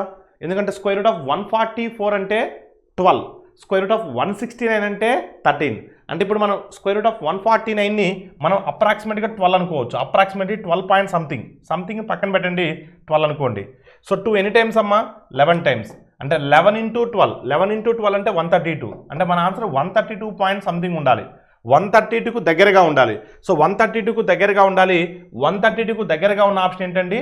So option B. సార్ ఎందుకు సార్ 134.2 వచ్చిందంటే ఇది 12 కాదు, 12 పాయింట్ సంథింగ్ ఉంటుంది. 11 × 12 పాయింట్ సంథింగ్ చేసినప్పుడు మనకు సో ఖచ్చితంగా 134.2 వస్తుంది. మన టార్గెట్ యాక్యురేట్ ఆన్సర్ చేయడం కాదు, మన టార్గెట్ ఉన్న 4 ఆప్షన్స్లో బెస్ట్ ఆప్షన్ ఫైండ్ అవుట్ చేయడం. అంతేగాని √149 ఎంత వాల్యూ అవుతుందని అనవసరంగా సర్కస్ చేయాల్సినటువంటి అవసరం లేదు. అలా ఫీ క్లియర్ అండి, very good. Next question. Dissolve a solid spear 6 cm in diameter and form a wire of diameter is 0.2 cm. Then what is the length of the wire? 6 సెంటీమీటర్ల వ్యాసం గల ఒక గణపు గోళమును కరిగించి 0.2 సెంటీమీటర్ల వ్యాసం కలిగిన తీగగా మలిస్తే ఆ తీగ యొక్క పొడవు ఎంత? ఎప్పుడైనా సరే గుర్తుపెట్టుకోండి, కరిగించి, డిజాల్వ్ కరిగించి అంటే ఒక ఫార్మ్ ఆఫ్ ఫిగర్ని మరొక ఫార్మ్ ఆఫ్ ఫిగర్గా మీరు కన్వర్ట్ చేసినట్లయితే వాటి యొక్క ఘనపరిమాణాలు సమానం అవుతాయి, వాటి యొక్క వాల్యూమ్స్ సమానం అవుతాయి, వాల్యూమ్స్. ఓకేనమ్మా. ఇక్కడ సాలిడ్ స్పియర్ని సో ఒక తీగగా మలుస్తున్నాం. తీగ అంటే ఆ తీగ చూడడానికి ఏ ఆకారంలో ఉంటుంది? స్తూపాకారంలో ఉంటుంది, సిలిండర్ ఆకారంలో ఉంటుంది. అంటే so volume of the solid spear ఇది కూడా 4/3 πr3. ఈ 4/3 πr3 దేనికి సమానం అవుతుందండి? సో πr² హెచ్కి సమానం అవుతుంది. ఎప్పుడు కూడా తీగ అనేది ఏ ఆకారంలో ఉంటుంది? తీగ అనేది స్తూపాకారంలో ఉంటుంది. తీగ అనేది ఏ ఆకారంలో ఉంటుంది? స్తూపాకారంలో ఉంటుంది. తీగ అనేది ఏ ఆకారంలో ఉంటుంది? స్తూపాకారంలో ఉంటుంది. ఒకసారిగా మీరు చూస్తే పైకి క్యాన్సిల్ అవుతుంది. మనకు కావాల్సిన తీగ యొక్క పొడవు అంటే స్తూపం యొక్క ఎత్తే తీగ యొక్క పొడవు అవుతుంది. తీగ యొక్క పొడవే స్తూపం యొక్క ఎత్తు అవుతుంది. ఇప్పుడు మనకు 6 సెంటీమీటర్లు ఇక్కడ ఏమో డయామీటర్ ఇచ్చాడమ్మా, వ్యాసం ఇచ్చాడు. వ్యాసం 6 సెంటీమీటర్లు అంటే వ్యాసార్థం ఏమవుతుందండి? సో /2 అవుతుంది. అంటే 4/3 ఇంటూ సో 3³ 3 × 3 × 3 = r². వ్యాసము 0.2 సెంటీమీటర్స్ ఇచ్చాడండి. అప్పుడు మనకు వ్యాసార్థం ఏమవుతుందమ్మా? 0.1 అవుతుంది. 0.1 × 0.1 ఇంటూ హెచ్. మనకి హెచ్ కావాలండి, మనకి ఏం కావాలి? హెచ్ కావాలి. ఒకసారిగా మీరు చూసినట్లయితే 3కి 3 క్యాన్సిల్ అవుతుందండి. 4 × 3 12, 12 × 3 36. మనకి ఇక్కడ 0.1 1/10 అని రాయొచ్చు, 0.1 1/10 అని రాయొచ్చు కదా. 1/10 1/10 1/100, 1/100 కమ్స్ టు దిస్ సైడ్.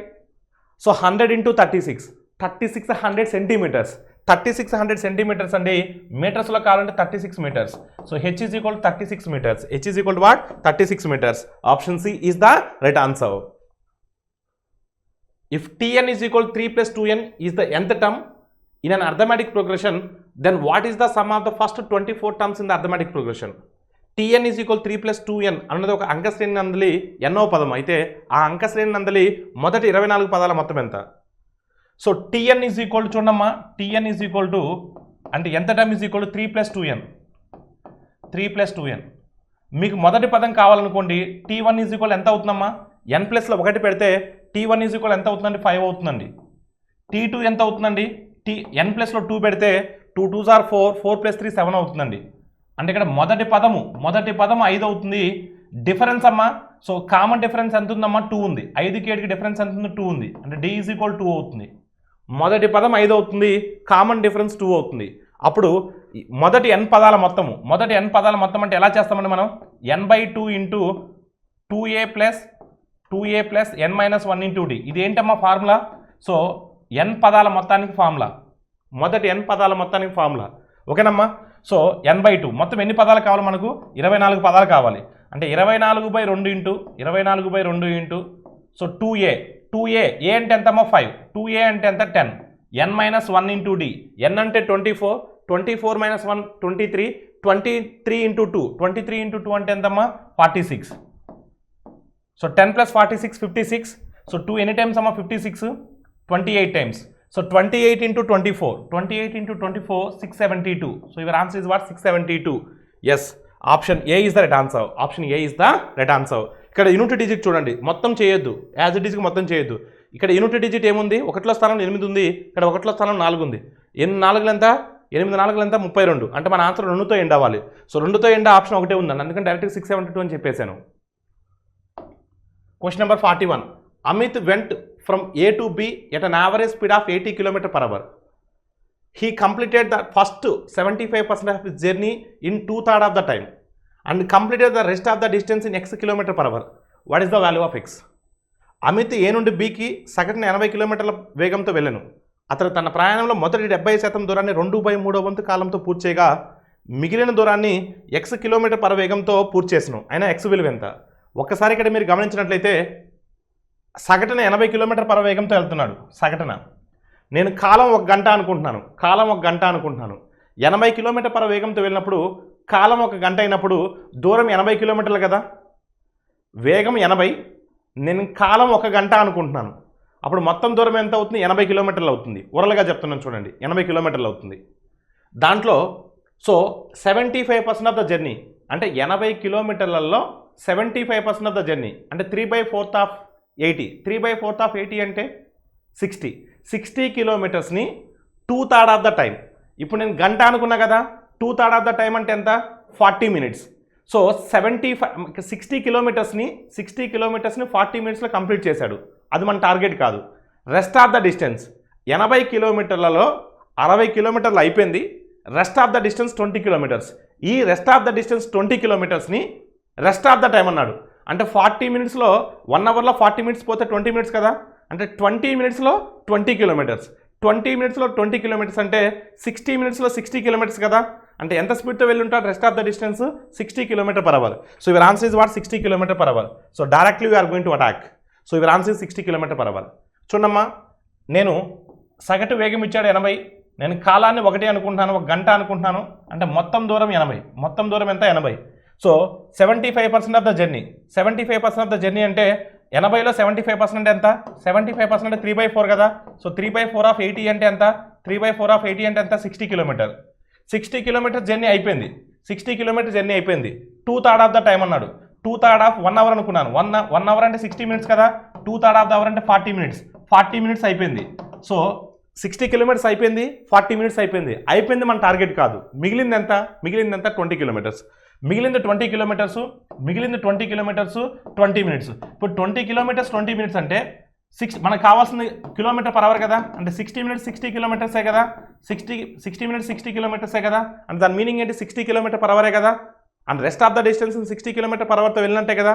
అలా క్లియర్ అండి, అలా డైరెక్ట్గా అటాక్ చేయొచ్చు. A boat travels downstream 7.2 kilometers and 3.2 kilometers in opposite direction. It takes a total of 2 hours time. So when the same boat 1.5 km in downstream and 0.6 kilometers in opposite direction అంటే upstream amma, it takes a total of 24 minutes. Then find the boat speed in downstream. So ఇక్కడ ఒక పడవ ప్రవాహ దిశలో 7.2 కిలోమీటర్లు మరియు వ్యతిరేక దిశలో 3.2 కిలోమీటర్ చేరుకునేందుకు మొత్తంగా 2 గంటల సమయం తీసుకున్న అదే ప్రవాహ దిశలో 1.5, వ్యతిరేక దిశలో 0.6 కిలోమీటర్ చేరుకునేందుకు మొత్తంగా 24 నిమిషాల సమయం తీసుకున్న ఎడల ప్రవాహ దిశలో పడవ వేగం ఎంత? ఒకసారి మీ జాగ్రత్త చూడమ్మా, ఆల్ ఆఫ్ యూ జాగ్రత్త చూడమ్మా. ఇక నేను 7.2 కిలోమీటర్స్ డౌన్ స్ట్రీమ్, ప్రవాహ దిశలో 7.2 బై ఎక్స్, ప్రవాహ దిశ కాబట్టి ఎక్స్, ప్రవాహానికి వ్యతిరేక దిశ అంటే వై. సో నెక్స్ట్ 3.2 కిలోమీటర్స్ వ్యతిరేక దిశ, ఆపోజిట్ డైరెక్షన్, వ్యతిరేక దిశ వై. మొత్తం ఎన్ని గంటలు పట్టిందమ్మా? 2 అవర్స్ పట్టింది. మొత్తం ఎన్ని గంటలు పట్టిందని? 2 అవర్స్ పట్టింది. Next 1.5 kilometres down stream, 1.5 kilometres down stream. Next plus next ఏంటమ్మా? 0.6 kilometres up stream, 0.6 kilometres up stream, 0.6 kilometres up stream. So is equal to ఎన్ని అవర్స్ పట్టిందమ్మా? ఇక్కడ మనకు 24 మినిట్స్ పట్టిందండి, 24 మినిట్స్ పట్టింది. ఓకేనమ్మా? ఈ 2 ఈక్వేషన్ సాల్వ్ చేస్తే మనకి ఎక్స్ వై వస్తాయి. అడిగింది ఎక్స్ వాల్యూ. ఓకేనమ్మా? అదే. సో రెండింటిని సాల్వ్ చేసి సర్కట్ చేసేదానికన్నా త్రూ ఆప్షన్ ద్వారా వెళ్ళడం బెటర్. ఎప్పుడైనా సరే ఆప్షన్ ద్వారా వెళ్ళేటప్పుడు ప్లెయిన్ నెంబర్స్తో వెళ్ళండి. ఇలా మిక్స్డ్ ఫ్రాక్షన్స్ ఉన్నవి, డెసిమల్ ఫ్రాక్షన్స్ ఉన్న వాటితో వెళ్ళొద్దు, ప్లెయిన్ నెంబర్స్తో వెళ్ళండి. ఇప్పుడు నేను 6 తీసుకుని వెళ్ళాను అనుకోండి, అడిగింది ఎక్సే కదా, అంటే ఎక్స్ వాల్యూ 6 కదా, అంటే ఎక్స్ వాల్యూ 6 తీసుకుంటే 6 ఎన్ని టైమ్స్ అమ్మా 1.2 టైమ్స్, 6 ఎన్ని టైమ్స్ అమ్మా 6 1.2 టైమ్స్ 7.2 1.2 కదా. ఇక్కడ 1.2 వచ్చినప్పుడు మొత్తం కూడితే 2 రావాలి, అంటే ఇక్కడ ఆల్రెడీ 1.2 వస్తే ఇక్కడ మిగతాది ఎంత రావాలి 0.8 రావాలి. మరి 0.8 రావాలంటే ఇక్కడ ఏం పెట్టాలండి 4 పెట్టాలి, అంతే కదా. y = 4 పెట్టాలి.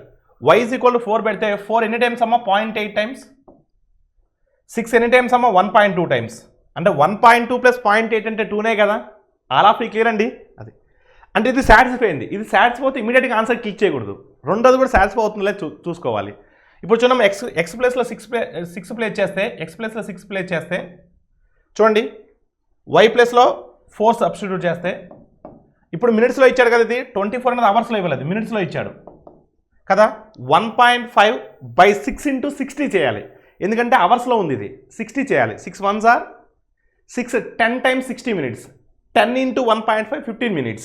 ఎస్, సో డౌన్ స్ట్రీమ్ వెళ్ళడానికి 15 minutes పట్టింది. నెక్స్ట్ అప్ స్ట్రీమ్ ఇంటూ 60 చేస్తే 4 × 4 ఎన్ని టైమ్స్ అమ్మా 60 15 times, so 15 times of 0.6 9 minutes, 9 minutes plus 15 minutes 24 minutes satisfy అవుతుంది కదా. ఎస్, ఎగ్జాక్ట్గా సాటిస్ఫై అవుతుంది. So your x = what 6. అలా క్లియర్ అండి. మీరు కావాలని చెక్ చేసుకోవచ్చు అండి.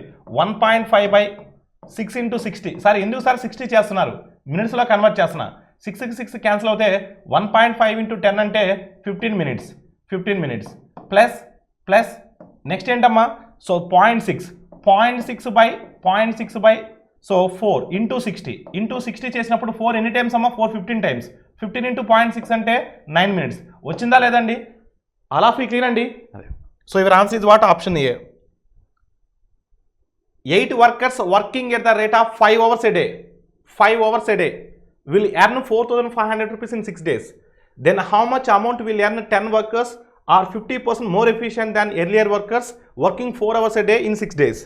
8 మంది కార్మికులు రోజుకి 5 గంటలు చొప్పున పనిచేస్తూ 6 రోజుల్లో 4,500 రూపాయల మొత్తాన్ని సంపాదించారు. వీరికి 50% అధిక సామర్థ్యం కలిగిన 10 మంది కార్మికులు రోజుకి 4 గంటలు చొప్పున పనిచేస్తూ 6 రోజుల్లో ఎంత మొత్తాన్ని సంపాదించేవాళ్ళు. ఒకసారి మీరు జాగ్రత్త చూడమ్మా, మనకి యూనిటరీ మెథడ్లో M1 D1 H1 E1/W1 = M2 D2 H2 E2/W2 మనకి యూనిటరీ మెథడ్లో తెలుసు కదా. దాన్ని అప్లై చేయండి అమ్మా. 8 workers M1 8 workers, next so 5 hours a day ఎన్ని డేస్ అమ్మా 6 days, M1 H1 D1 6 days. ఎంత ఎఫిషియన్సీ ఎంతమ్మా, వీళ్ళ ఎఫిషియన్సీ 100% అనుకుంటున్నానండి, ఓకేనమ్మా, వీళ్ళ ఎఫిషియన్సీ 100% అనుకుంటున్నాను. ఎంత సంపాదించారండి 4,500 సంపాదించారండి, 4,500 సంపాదించారు. Next team, second team, then how much amount will earn 10 workers 50% more efficient, okay, then earlier then workers, so 4 hours a day 6 days, ఓకేనమ్మా, 50% మోర్ ఎఫిషియంట్ అండి. అంటే ప్రీవియస్ వర్కర్స్ 100% అనుకుంటే ఇప్పుడు వీళ్ళ ఎఫిషియన్సీ ఎంతమ్మా 150% అండి, డివైడెడ్ బై W2 అంటే second team ఎంత ఎర్న్ చేశారు, ఎంత సంపాదించారు. M1 D1 H1 E1/W1 = M2 D2 H2 E2/W2. ఒకసారి మీరు జాగ్రత్త చూడండి ఆల్ ఆఫ్ యూ, ఒకసారి జాగ్రత్త చూడండి ఇక్కడ. సో 8 5s are ఎంతమ్మా, 8 5s are 40, 46 are 240, 10 4s are 40, 46 are 240. All of you clear అండి. అదే ఒకసారి కింద మీరు గమనించినట్లయితే 52 times 53 times, all of you ఓకేనమ్మా. సో ఒకసారి కింద మీరు గమనించినట్లయితే 4,500 × 3/2 అంటే W2 = సో 2 ఎన్ని టైమ్స్ అమ్మా 2,250 times, 2,250 times, 2,250 × 3 2,250 × 3 6,750. So your answer is what 6,750. Yes, option B is the right answer. 2,250 times 3,250 times, that is 3 × 2,250 times 3 2,000 are 6,000, 3 250s are 750, 750 plus 6,000 6,750. Your answer is what, option B.